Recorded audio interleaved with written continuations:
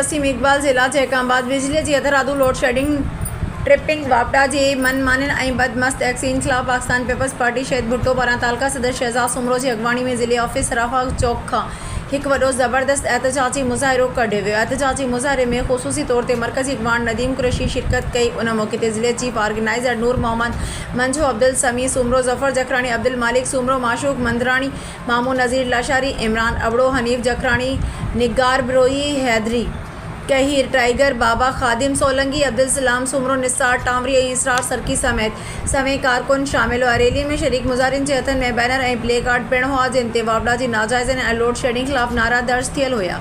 मुज़ाहिरीन शहर जे मुख़्तलिफ़ रस्तनि तां मार्च करे शहर जे मुख्य चौक डीसी चौक प्रेस क्लब वटि पहुता, जिते कारकुननि पाड़ी बिजलीअ जी वफ़ाक़ी वज़ीर जी ठहियल पुतले के नज़र आतिश करे रोड ब्लॉक करे छॾियो। उन मौक़े ते वापडा ख़िलाफ़ उभ ॾारींदड़ नारेबाज़ी कई वई। रोड ब्लॉक थियण सबबि रोड जे ॿिन्हिनि पासनि खां ट्रैफ़िक जाम थी वई ऐं गाॾियुनि जूं डिघियूं क़तारूं लॻी वयूं। उन मौक़े ते गॾियल मेड़ खे मथे अॻवाननि ख़िताब कंदे चयो त जैकाबाद शहर में बिजलीअ जी तवील हथराधू लोड शेडिंग सबबि कारोबार तबाह थी विया आहिनि।